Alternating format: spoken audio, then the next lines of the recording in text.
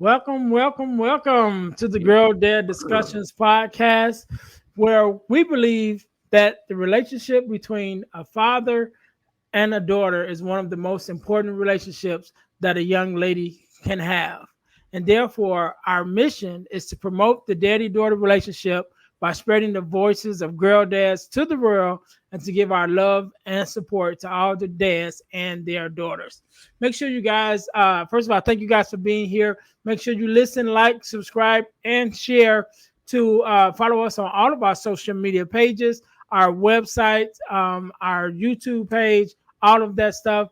Make sure also that you guys subscribe to the podcast on YouTube, where we share a channel with our partner podcast, the Deal to Heal with E. James podcast. So go to YouTube and look up Deal to Heal with E. James podcast, and you will find our podcast playlist also, as well as the playlist for the Deal to Heal with E. James podcast. All right. So once again, thank you guys for being on. Thank you guys for coming in. I am your host, Earnest James. And today, just like any other day, we are blessed with the guest. I'm going to say Mr. Takeover because that's what you got on here. Yes, sir. Yes, sir. I was going to call you by your real name, but I said, well, maybe that ain't what you want to be called. Yeah. We I'm owning that name. God placed it on my heart to just start using that name, and so that's what we doing. All right. Well, again, first of all, let me say thank you for being on because you could be doing anything else, but you're here with me, and I really appreciate it. So I want you to know that up front. Yes, sir. So, I just thought about something. Anyway, we're gonna forget about that. Okay. I just I just thought about like, wait a minute, I don't play none of my intro other stuff or nothing. But anyway, You sound like me now. like we gonna jump right into this conversation. So, Mr. Takeover, do me a favor, introduce yourself to my listeners and tell them who you are and what it is you do. Yeah, I am Mr. Takeover, and I am a radio personality. I also have a podcast with myself and my wife called the Sofa Pillow Talk, and we're basically not experts, but we like to show the meaning of what we feel, which everybody's opinion is different, what a relationship is, between a man and a female. And a lot of that does go in with kids. And I am around, I am a girl dad. I have a lot of girls. My two step kids that are in the house now, which are my daughters. They're girls, but then I also have three older girls. So I'm really happy that this is available and that you're doing what you're doing, because we need it, as definitely in the black community with black males. Yeah. And that's one of the reasons why I wanted to start it, just to, you know, do away with the narrative of absent fathers, number one, but definitely absent fathers in the lives of our daughters. And another thing that I got a heart for is, excuse me, is stepfathers. Yeah. I always let everyone know I am a stepfather. My daughter is my only, excuse me, my daughter is my only biological child.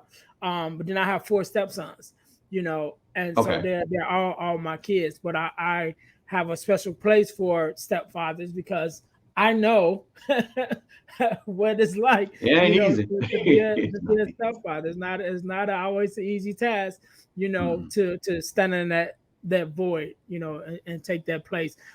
So I always, salute my fellow stepfathers in that way. So, as you know, this podcast kind of stems from the Deal to Heal with E. James podcast.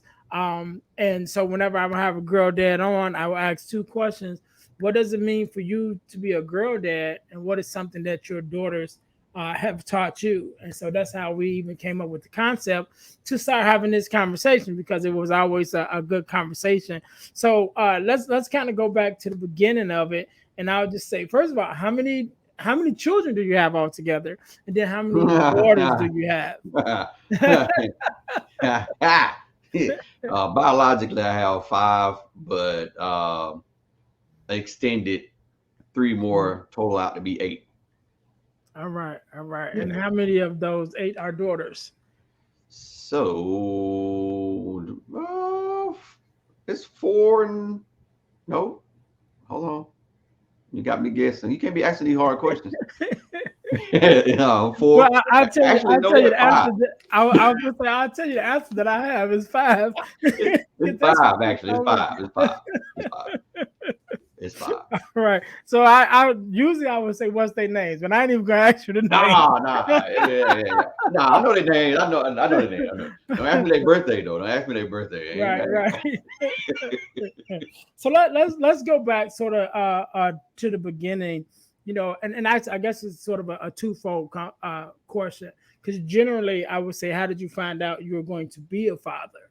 And so I guess it's twofold with your own children. How Uh-huh. did you find out that you were going to be a father? But then I guess you could also talk about the experience of coming to terms with knowing that you was going to become a stepfather when you decided to go into that relationship. So just I guess we could start with your own biological uh, children Yes. or Okay. daughters, and just kind of pick one. You ain't got necessarily got to tell all of Yeah. them, but you Well, can because we're since here we for since we on talking about our daughters, it. um, my first child was my oldest son, and my second child was a girl, and I I hate to say, even though I've grown, but I hate to say that for 16 years I was out of her life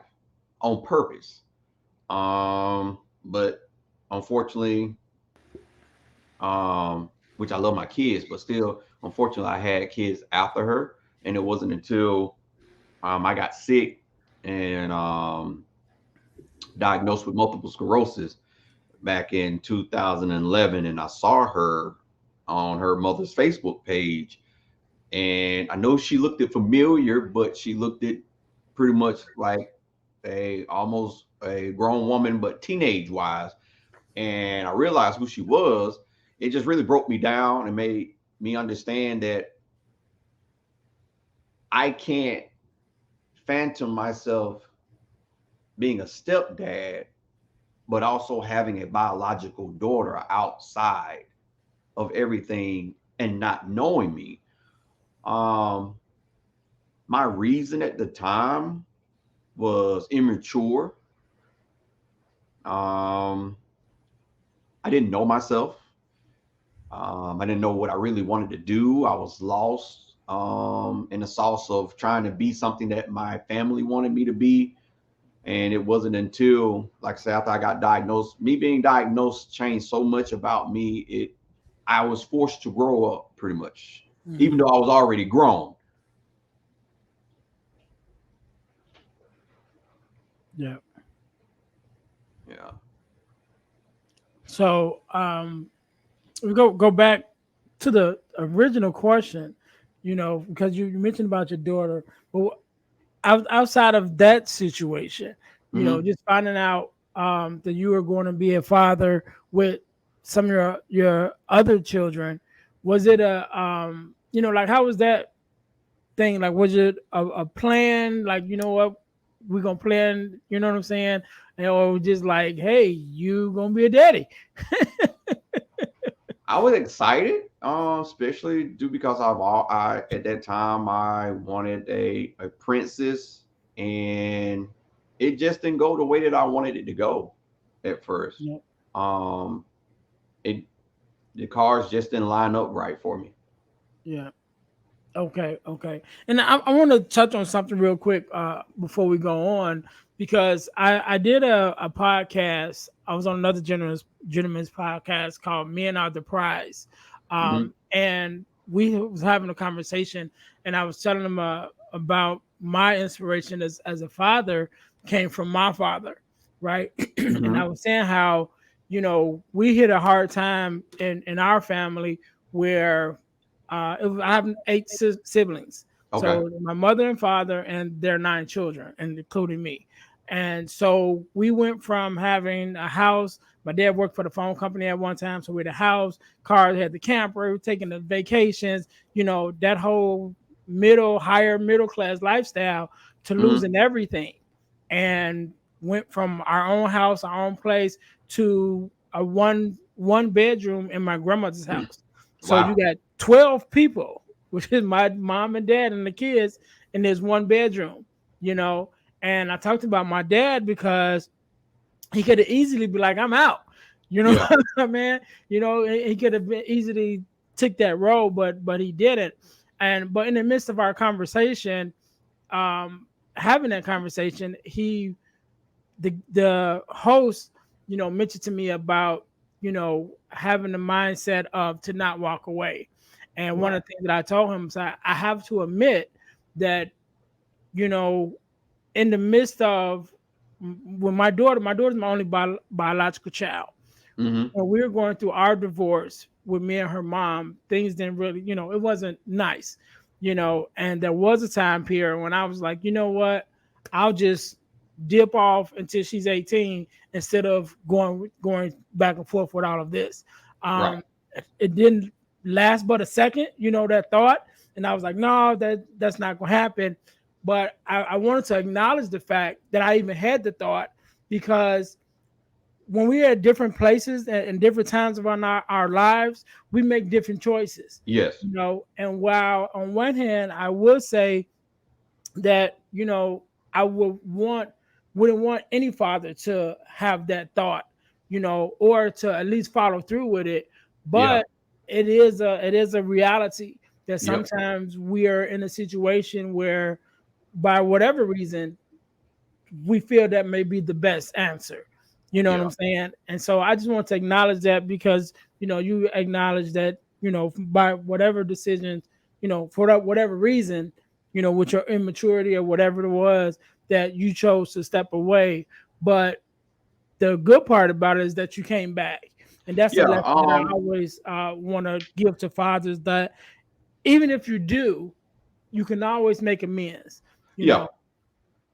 That did teach me though, afterwards that I can say after um doing that, my kids afterwards, I did Mhm. make it my best effort to try any and all things to be in their lives. And unfortunately, you can't control the other party too. Right, right. And so um but I can say to anybody that's listening, I can agree with what you were saying because now more than anything, I know how important that is to, regardless if it is a boy or a girl, but definitely with a girl, leaving her and being absent like that, it does something. Yeah. So let's switch it up a little bit. So, like I said, one of the questions that I always ask, especially with you having five daughters, Mhm. what does it mean to you to be a girl dad? Like, what does It's that an mean to you? for me now more than anything, it's an important job, and I treat my wife not only because I love her, but I treat my wife how I want my daughters to find someone to treat them as well, and that's how Mhm. important it is. And it's something I even explained to my step kids, that I'm not just loving your mom because I love her, but I'm showing you all how you should be treated as well. So it's an exciting thing for me. I'm that dad that I don't mind my daughters painting my nails and me walking outside doing it, because you have a lot of men that, oh man, I ain't finna do that, I ain't finna, she do that with a mom. But I think that's important. That's time spent, you know. Yeah. So I know that as a father, we're oftentimes, not oftentimes, but all the time, teaching our children this and that. So one of the questions that I would like to ask is, tell me something that one of your daughters has taught you. Ah. um, Boundaries. And what I mean about that is that even though that they are young and we are parents, they are still growing up to be adults. And that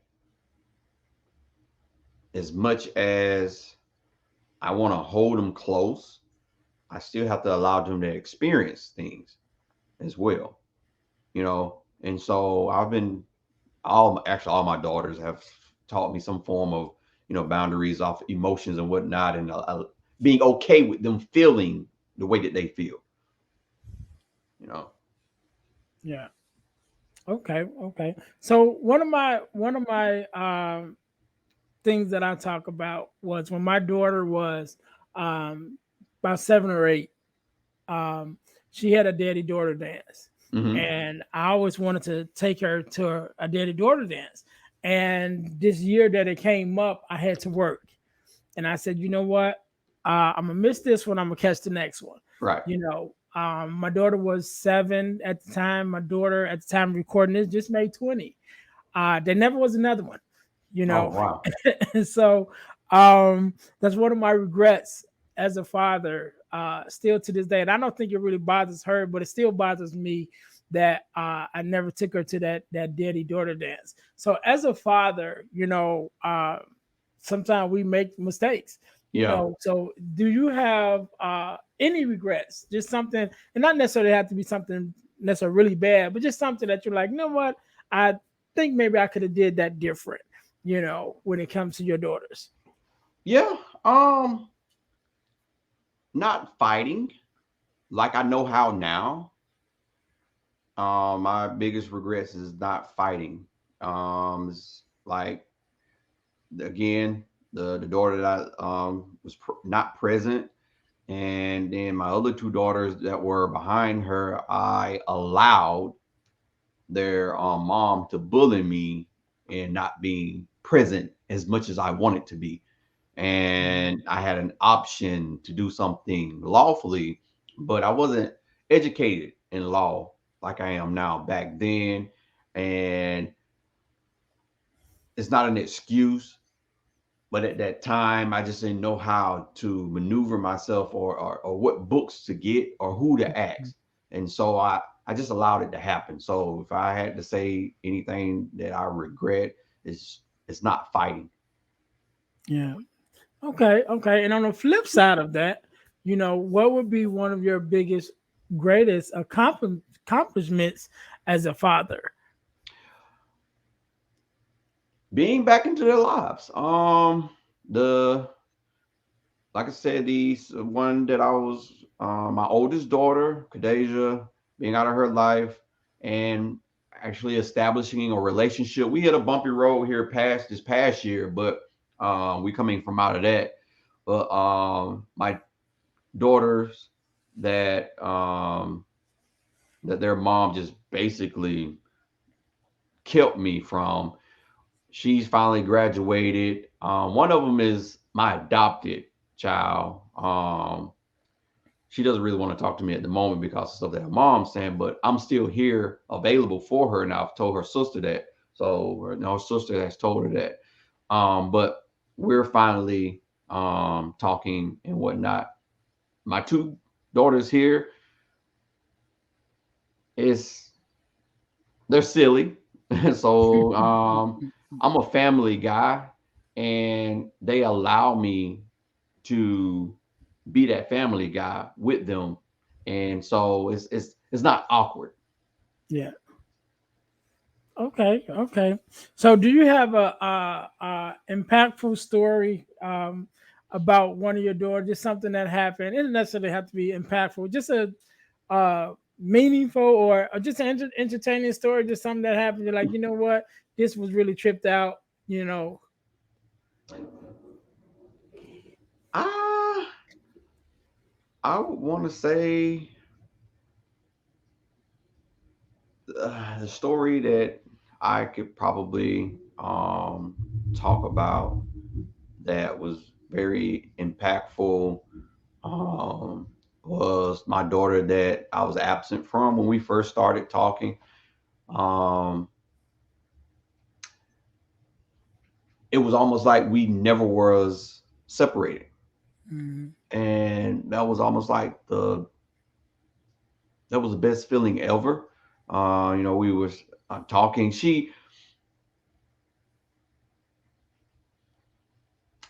What's the word I'm looking for? It was no, it wasn't. It was a forgiving thing. You can tell that she forgave me, and she expressed what I missed and what she needed from me. But um, those talks came all the way up to where one day she called me and she was like, I think it was 2 years after we got back in contact with each other, that someone told her that you were daddy's girl. And she was like, somebody told me that, but I ain't, I don't know. Do you think I am? And I really didn't want to put words in her mouth. I said, but I guess it just really depends on how you feel. And, I said, well, I'll be talking about you a lot and all this stuff. And so I still didn't put the words in her mouth, but it just put a smile on my face because that was my first daughter. And I, should have been my princess before anything else. And just to hear her even inquiring about calling herself a daddy's girl, that really touched me.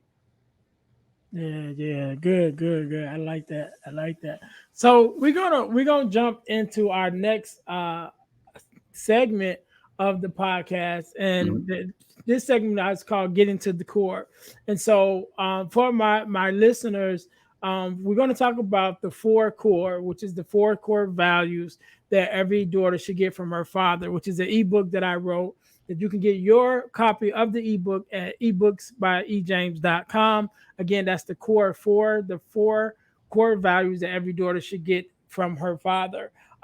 So when of course you had a chance to read over the book, and so the four core values, number one is guidance, is affirmation, is love and affection, and Mhm. it's protection. And so out of those four, just from your own personal experience, what would be the one that you think or that you feel probably was more important to you to instill in your daughters? And like I was saying at the very beginning, that protection thing. When I read that core, um, it the way that you wrote it for me, it opened like it was almost like a weight off my shoulders in a sense. Because if you ask any man, especially a black man, protection means that I'm guarding the door so nobody won't break in, or I ain't finna let nobody look at you a certain way. But you expressed it in the sense of being a safe place for your daughter to be herself. Mm-hmm. And now more than anything, I pride myself on being not only that, for all my daughters, but my wife too, because she is a daughter to her dad as well. And so protection, hands down, for me is a good core value that people need to reestablish, not reestablish, but reinvent themselves with that definition that you Mm-hmm. have in your book, and step away from, not saying that you don't need to protect your kids, but Mm-hmm. a lot of men don't allow their kids, especially their daughters, to have that safe space to say, hey, I feel this way, or you not being here bothered me, and I don't know how to feel. Or I can go and say like how my stepkids are having issues with their dad, and um the presence and whatnot. And I've been there because I've done that myself. So I kind of got like I can navigate just a little bit and explain to them, hey, on both sides, because I had a Mhm. child and then I've actually been that father that was absent. So, but yeah, that protection for me was like it. It was a good one. I liked it. That one, outside of all the other ones, this protection stood out because of how you worded it. Okay. All right. Good. Good. Good. One of the things I want to mention with one of the things that you just said that I also talk about in the book with the core four, because you said you're also giving that protection to your wife as well because she's the daughter. And one of the Mhm. things that I talk about in the book is that transference of expectation, because when the daughter is growing up, she's looking for those core Yes. four from her father, Yeah. but she never stops needing it. Yeah. So once she becomes an adult and gets married, she still need those four values, but now she's looking for it from her husband more so than from her father. Still from her father, but Yeah. now more so from her husband who should be pouring into her. So I'm glad that you even mentioned that you're doing that, because it kind of adds validation to the whole thought of it, Yeah. of the book itself. So with the core four, of course, we went over the four values that we talk about. So if there could be a fifth one that you can add, what Mm. would that be? Mm. Dang. I would say presence, being present. Um, Me just being a son, I had a dad that was in the house that I could touch, I can talk to, but he was not present. Mm, And I sometimes find myself talking to people and that they say, "Well, my dad was never there." I not applaud, but I say you had a better chance of you not seeing and knowing who your dad is outside of seeing your dad literally in the house and not know him. And that was what my situation was. So being present, because you can still be in the house and not be a present dad. mm, mm, And I work real hard, definitely in the house now, and even with my daughters outside, trying my best to be present when I can, when they need me, because when they're adults now, and when you're adults, you have other things that you're doing. mm. But with the two girls here, definitely when my daughter's here, I try to be present as much as I can. Like you was talking about the dance situation, I know you're not going to always be able with work to go to every event, which I know they would love you to, but Mhm. you just try to go and be at whichever ones that you can be at as much as you can. Yeah, yeah, and that's why I even mentioned that.